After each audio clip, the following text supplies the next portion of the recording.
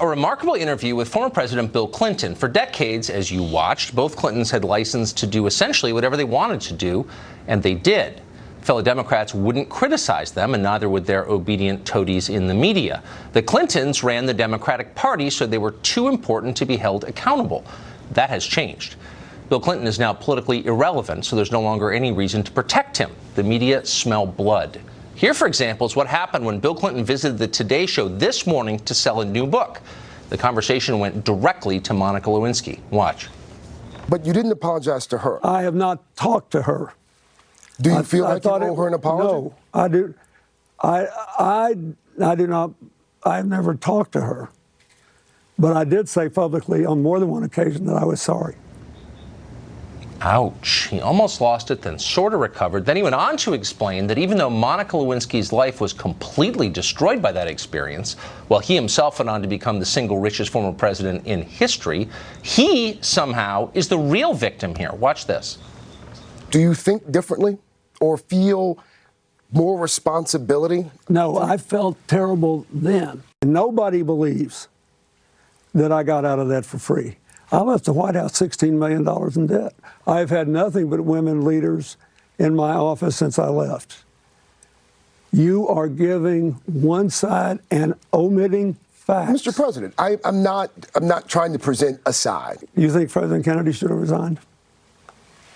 Do you believe President Johnson should have resigned? Someone should ask you these questions because of the way you formulate the questions. Ouch. It went on like that. It was pathetic. That's pretty much it for Bill Clinton's life as a public figure. It is over. But what do the rest of us learn from watching all of this? Well, if you're a progressive leader, the lesson probably is not don't abuse women or even treat the people around you as you would like to be treated. Relatively few elected Democrats could live up to those standards. No, the question is this: don't lose power. As long as you are useful to the left, nothing you do will be held against you. You could literally, I don't know, drive off a bridge and kill a woman in a drunk driving accident and still remain the most admired Democratic senator. But grow old and irrelevant? Next thing you know, they'll be asking you nasty questions about your impeachment. Best-selling author Mark Steyn has never been impeached, and at this point it seems frankly unlikely that he will be, but he joins us anyway tonight. Mark, it's great to see you. Hey, good to see you too, Tucker. So all of a sudden, Bill Clinton, for many years, protected by the press, is up for grabs. What is this?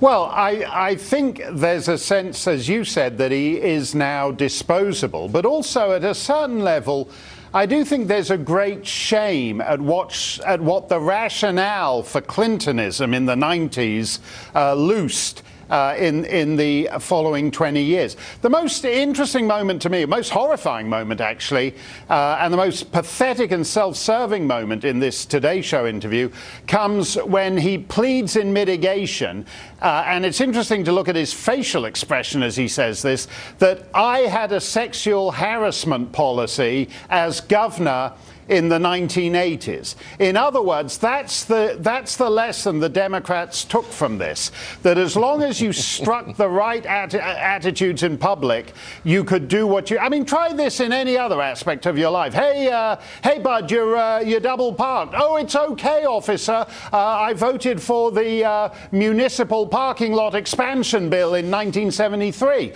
That's basically the argument that Clinton is making here. Because he passed a sexual harassment bill in the 1980s, because he signed one as governor, he's allowed to actually assault women or enter into degrading relationships, supposedly consensual relationships that ruined, in the case of Monica Lewinsky, a young woman's life. And actually, that's the rationale that Harvey Weinstein and Schneiderman, the New York Attorney General, and all these others, and John Conyers, the big Democrat big shot who was hosting trouserless meetings in his congressional office, they're all actually following that Clinton rationale, that because I have the right attitudes in public, I can do what I like in private. Harvey Weinstein tried. Remember, his first defense was, well, I love abortion, so back off, leave me alone. Right. I wonder, though, so Clinton, I confess I feel a little sorry for Bill Clinton because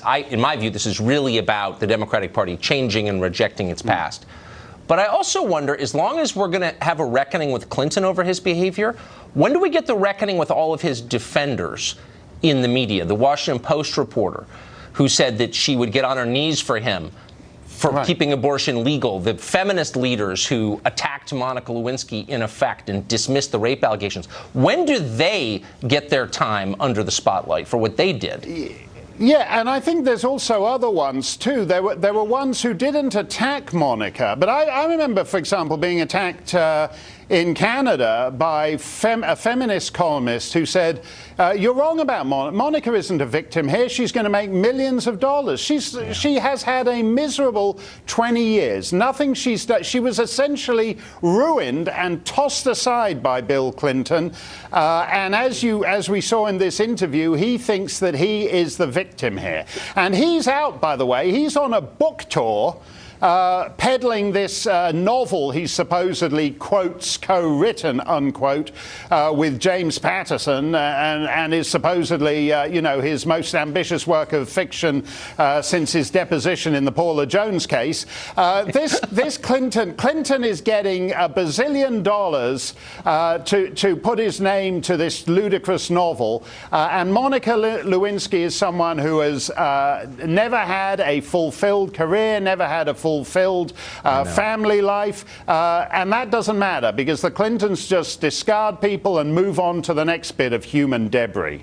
Yeah, and the media goes along with it, of course. Mark Steyn, thank you for that. It was great to see you. Thanks a lot, Tucker.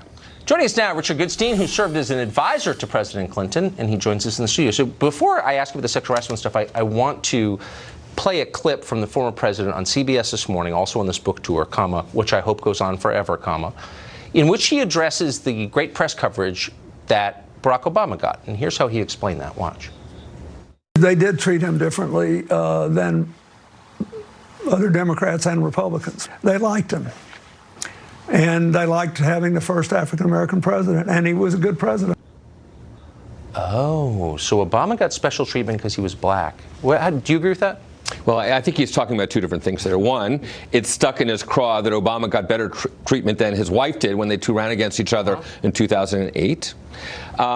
And I think it's the case, and it's not unique to the press, that Americans, not just Democrats, not just people who voted for Barack Obama, felt actually a sense of satisfaction that the country had accomplished something by electing an African-American president. That's all true. So that's actually not something to deride, it's something to celebrate and not make fun of. No, and I'm not making fun of it. I'm noticing a trend here with the former president, Bill Clinton, who said this a number of times, that Barack Obama was an affirmative action case and benefiting from lower standards from white liberals. Yeah, he never said that. Well, he said that repeatedly. No, he did said not. that on the campaign trail in 2008. Absolutely yes, he did not. No, yes, he did. No, take South Carolina. There. No, he didn't say anything about affirmative action. Yes, he's Look, saying that Donald Trump went to Fordham.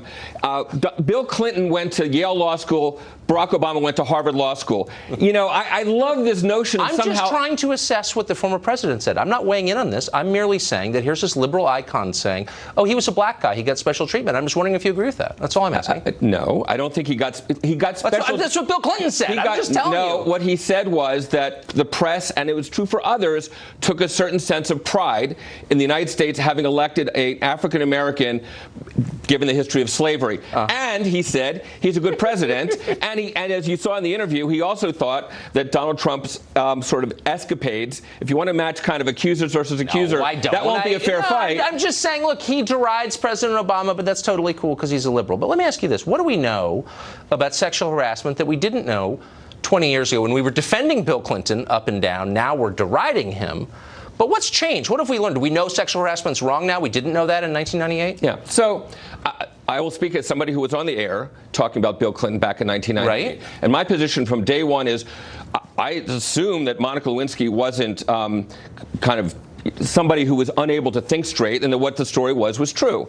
And yet, under the Constitution, this wasn't treason, bribery, high crimes, and misdemeanor, which incidentally, the first word treason might apply to our current president. By the way, the Congress agreed with you. Yes, he was as did the American public. You're exactly right. He was not convicted. Right. But there's a much deeper question about what constitutes mistreatment of another human being. Right. And at the time, all of us knew, because we were hearing it from them, the White House was deriding her as a stalker. And yes, they were. They told me. Sidney Blumenthal called me and told me that. Sidney Blumenthal was kind of off on his own. He worked at the White House. No, I understand, but I'm just saying. So they were saying, they were dismissing her and the other accusers as trailer park trash. And that was cool, but now it's not. So what have we learned? That not all accusers are trailer park trash when they're accusing Democratic politicians? Like, what didn't we know then that we know now? So I think what Sidney Blumenthal did was kind of despicable. I think most people, myself included, said what I said, which is under the Constitution, whatever he did, he shouldn't lose his job for it. No, but that's we're not talking about impeachment, because I mean, I agree with that. I don't think that impeachment was the right remedy for that. So I'm not arguing in favor of impeachment. That debate's over. Right. What I'm arguing about are the current standards for sexual harassment. What constitutes behavior that's acceptable and what's unacceptable? And liberals have changed their view. Conservatives haven't. They've been pretty consistent on this. They may excuse it. They defended Donald Trump. Absolutely, they defended Trump. Yeah. But I would never defend the behavior. They defended the behavior. And they stood by Clinton as he attacked this intern. And now they're like, oh, I can't believe it. It's so wrong. What do they know now that they didn't know then?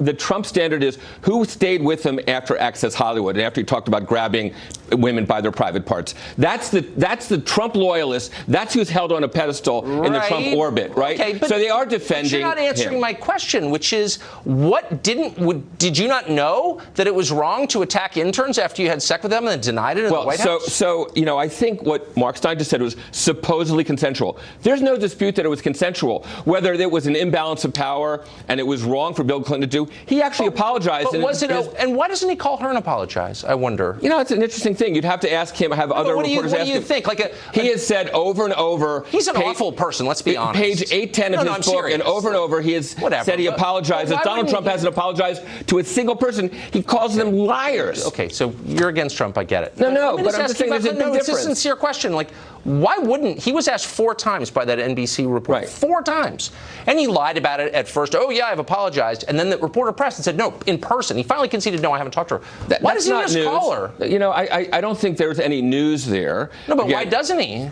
Again, you'd have to ask him what his thinking is. Does it shake your faith in him as a man? I think trust me, he will call Monica Lewinsky the day after Donald Trump calls all 17 of his accusers. Okay, and what year do you think that's going to happen? Sorry, that's his standard. Yeah, how's that? We've kind of gotten a long way by 2018, haven't we? It's actually unbelievable. Yeah. All right, good. As long as I don't have to take any more lectures from the left ever again, I'll be all set. None for me, I promise. Thank you, Richard. Yeah. We have new